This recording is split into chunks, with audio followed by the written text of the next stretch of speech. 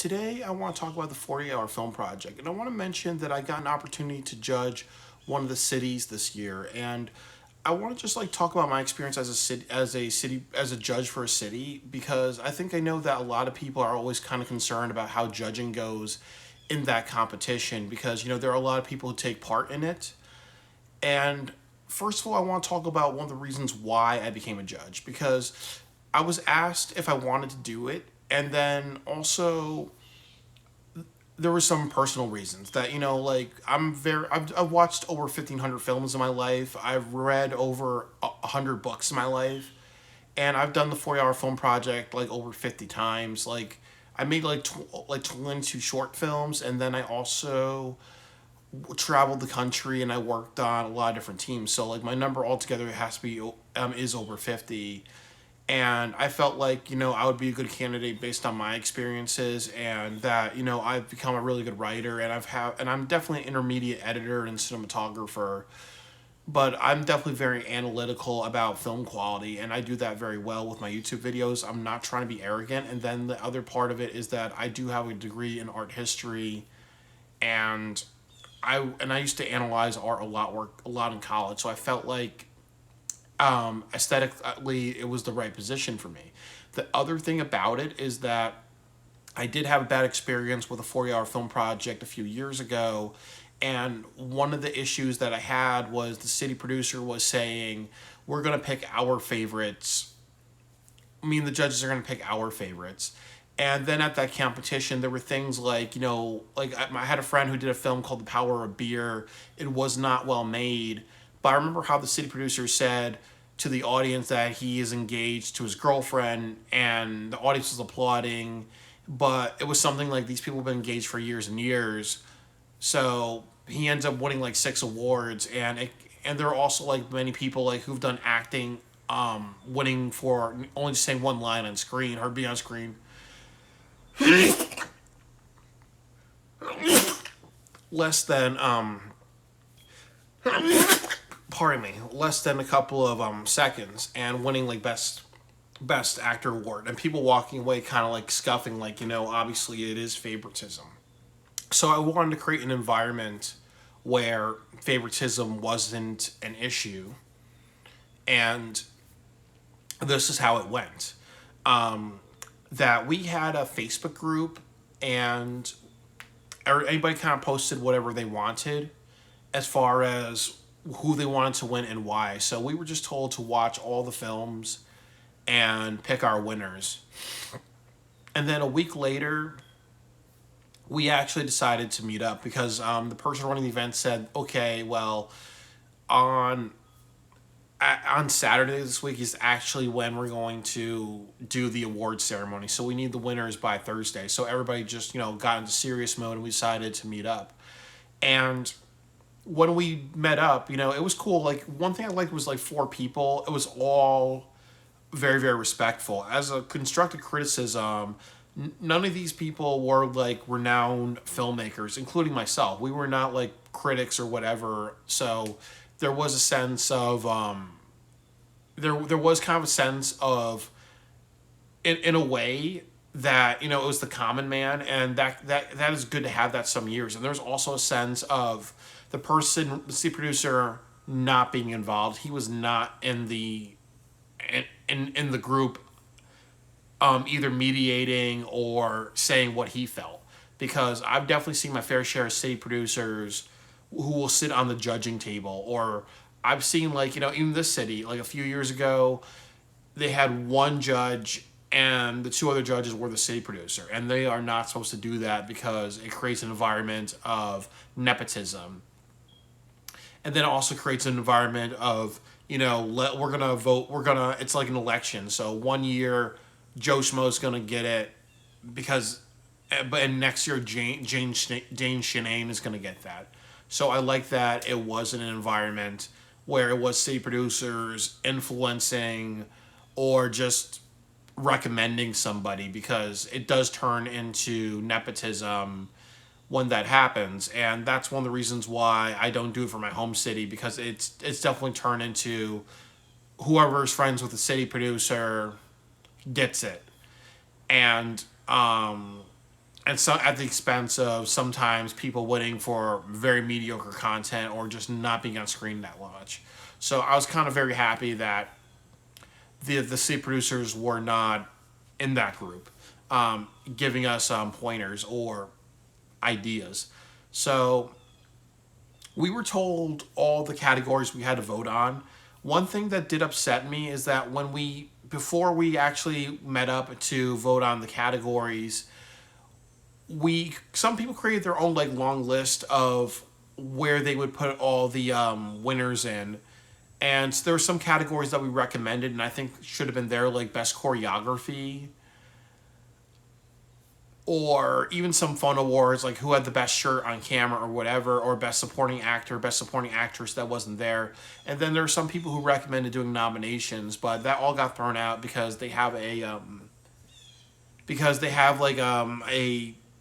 they have a just required award list. So if you suggest any type of award categories, they're not willing to listen, and that's part of one of the issues with the 48s is that even if you kind of suggest something, they are not willing to listen. So it bothered me too because there were some teams that could have won best choreography, and there were some teams that could have benefited from nominations. So when we voted on the films, a lot of just the big attitude was quality, who told a really good story, and if we liked the film or not. There were like two films that were okay, but we honestly didn't vote for them because we felt that they had very strong accents. Like, there was one with a very like annoying French accent that wasn't good, and then there was another one that had a very annoying Rhode Island accent, like a wannabe like Sopranos accent. So it was just too annoying to watch the film. The other big discrimination that we had was the audio. If the audio was not good, it wasn't a good film. And then one thing that I didn't like was that there was a film with a bunch of hippies in it, and one of the judges said that they thought that their clothes were kind of sexualized when it was just bell bottoms. And I kind of had to explain to him that, the goal of the director was not to sexualize, and bell bottoms are not really a sexual clothing. I know, when it comes to hippie cultures, there are many women that walked around topless. There were many women who walked around nude. There were many women who did not wear shirts. There were many women who did not wear bras, and sometimes they wear sleeveless shirts, so sometimes you would see their breasts. So I would say that his analysis of that a film was objectifying to women based on a character wearing bell bottoms was completely inaccurate. So I do kind of think that there were some things like that I disagreed with, but it's also important because people have to understand that there are very serious sensibilities nowadays. The other thing that I would say was a big discrimination was how people wrote the movie. There were some films, like there was this film that was really really great, but it felt like two movies. Like it was a very serious drama, then at the end you find out it was somebody actually telling a story, and then their little sister actually tells her version of a story. So you took all the emotions from the first part of the film and you threw it under the bus. And then the other thing that we kind of felt was also that there are a lot of films with a lot of filler. So it's like, they're having random conversations and they actually don't get into the movie, into the plot, into the story until a couple of minutes. We found that good films are the ones that get into the story right from the get-go. And then also the next big discrimination we made was cinematography. And actually the film that won Best Film, I made a discrimination on that film because I said it looked like it was the only film that was filmed on a Blackmagic or a Sony camera. It had a high dynamic range. It utilized shallow depth of field. I also said that it took place at a marina, so unlike a lot of people who are filming in the houses, they actually had the motivation to go out and film somewhere else. Like, even though it's COVID, I respect filmmakers who actually go out and they want to film in the real world, because there's a lot of filmmakers who take big risks, and that has to be rewarded. And then the other thing is, I remember a few years ago for Boston, there was a 40-hour film project during COVID where they actually filmed in a bowling alley. So I do not give an excuse for people who say, well, it's COVID, we all stayed home, or we all made exceptions. No, filmmakers take risks, and we always have to reward the risks that they take. But that was the big discrimination when it came to best film. Like, I made the discrimination of they had an ambitious location, they had actors that played off each other, and then they also had a camera with a high dynamic range that looked like it was a Blackmagic or another professional camera. And then that's the next discrimination I would make is acting and performances.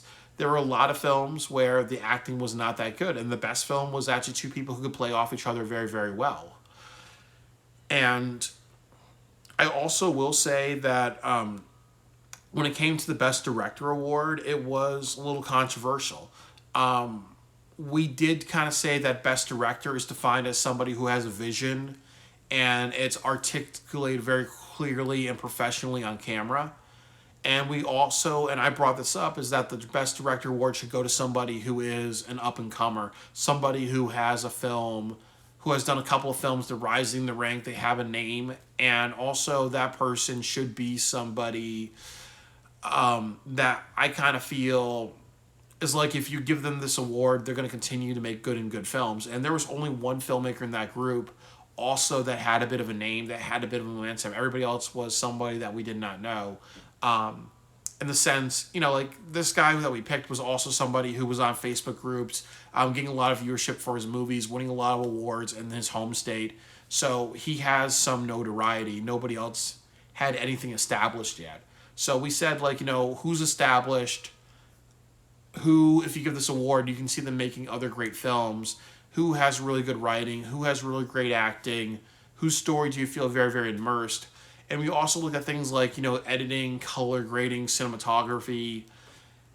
You know, how much do we feel like we're in the world of this film? And that's how we kind of made the best directing choice. And I think that what also happened that this year is that there were not a lot of standouts. Maybe 2 or 3 films were standouts. But a lot of the awards were just, you know, a lot of the teams just won like one award each because they all had something, you know, very distinctive. And there were some things like, okay, well, it was 4 people in a group, so obviously you needed 3 people. So I was that type of person too, where if there was kind of like a tiebreaker, or people beforehand were saying like there's 2 people voting for one film, before we actually meet up, I was kind of like saying, you know, well, let me watch those films that these 2 people agree with and see if I agree with it. And I think the other reason why I did that was just to make peace, because then that way they can kind of feel like, okay, well, some of the things that I'm picking or recommending is actually going to get some stuff. And there was actually a point where we wanted to do a coin toss for best film, but I think what a lot of people kind of felt was that there was a best film that really, really deserved best film, and then there was a best film that really deserved like second place and all that. So, but overall, I think what I would kind of say is that we did the best that we could. We decided when we met, we took like at least like 2 weeks to watch the films and kind of analyze on our own, and then we met up. It took like an hour. Everybody was professional. This was also at a brewery, and nobody had an alcoholic drink. This was also something where people didn't show up late. We gave a fuck. We took it very, very seriously. I've heard stories where, you know, people go to a brewery and then they make their decisions. There are people who can handle their alcohol. There's people who can't. And then there's also like things like, I remember like there was this competition down south where what happened was there were a bunch of people who showed up on the judging panel and they were like high on marijuana, and they actually had to reschedule. And then there's people like who are asked to do judging. They don't get a response for weeks and weeks and weeks, or months and months. Like I remember telling them that, you know, we should kind of come up with a decision in 2 or 3 weeks, because I remember like for one city it took at least 2 or 3 months for the judges to get together. And then the next thing I also was very proud of is that there was a lot of respect. We wanted to hang out as people.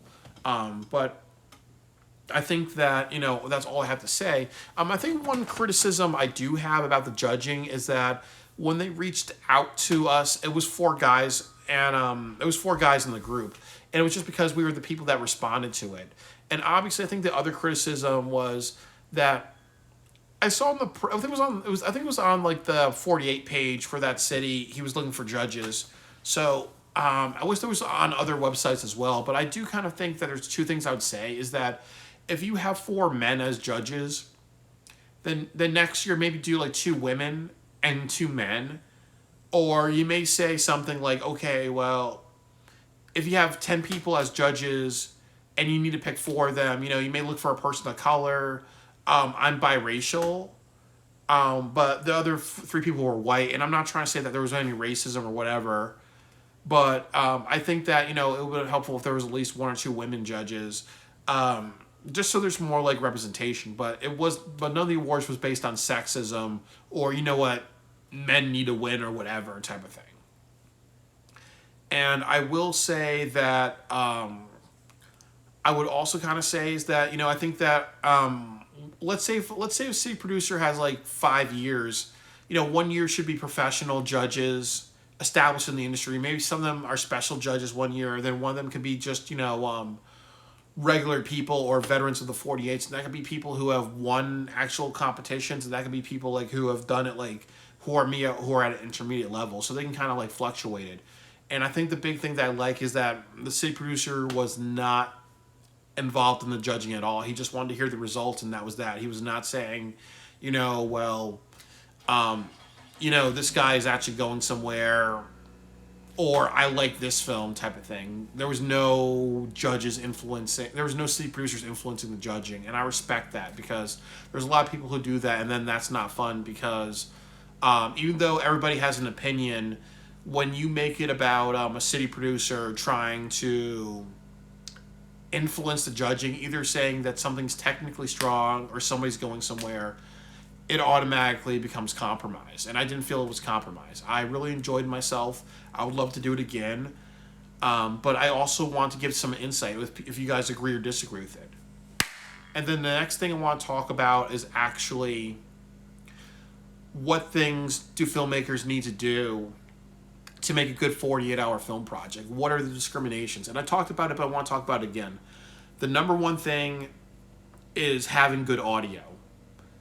If you have bad audio, you shouldn't be doing 40-hour film projects. And I hate playing devil's advocate. I've known some teams who actually hire a sound person to record audio and then to edit audio into their movie. But everybody should learn how to record audio and how to edit dialogue, audio, and all that stuff. It's really not that hard.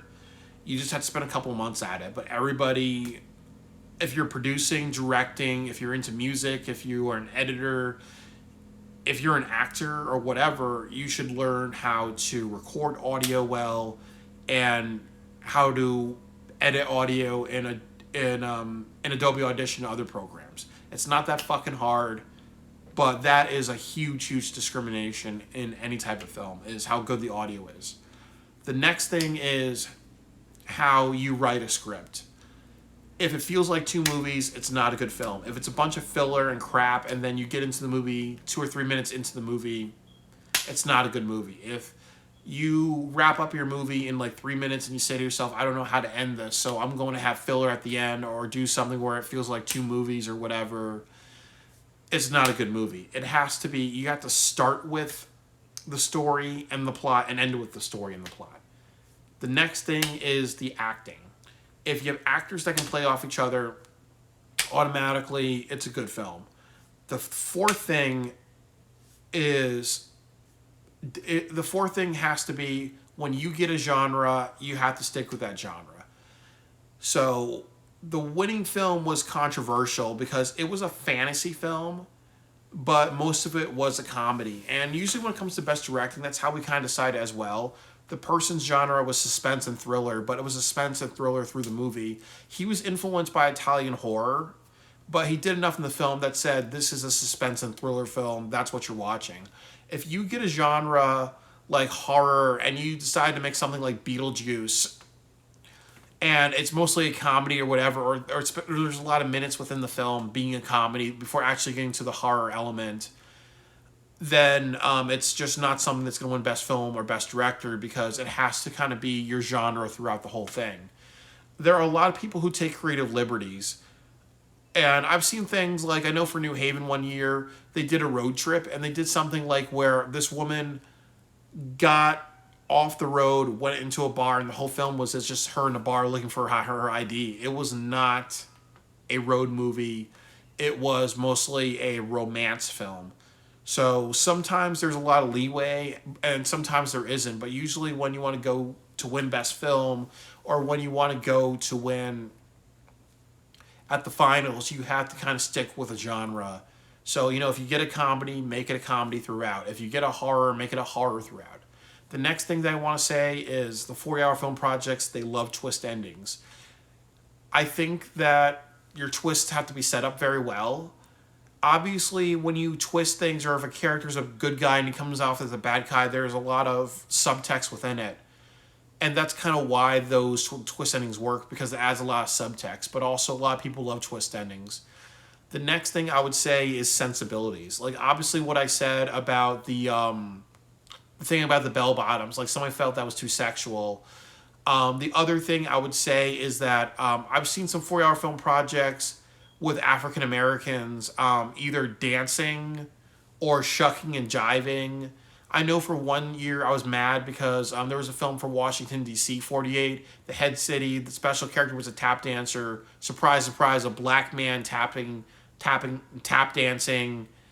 in the middle of the woods with overalls, looking like he's a character from Huckleberry Finn. Won Best Film. No, it won best use of character. So, a black man being a tap dancer. We understand during slavery, black people were tap dancing. We understand that, black people, there were a lot of shuck and jive black people. If I saw a film in the 48s and I was a judge and I'm biracial, I know what it's like to grow up with racism, be called a nigger, have people think that I'm a gangster rapper. But if I saw something where I saw a black man on screen and they were tapping and dancing, it hurts my sensibilities, and I would not pick that, or I would advocate deeply not to pick those types of films. Or if I saw a black person drinking a 40 bottle, if I saw stuff like that, I would not pick it, because I would say that I do not want, as a biracial person, somebody who's mistaken for African American, to have a film in a competition that perpetuates the dancing, drinking, gangsta, hood nigga stereotype. The same way, there are a lot of women filmmakers and women judges who do not want to see a film with a woman being objectified or sexualized.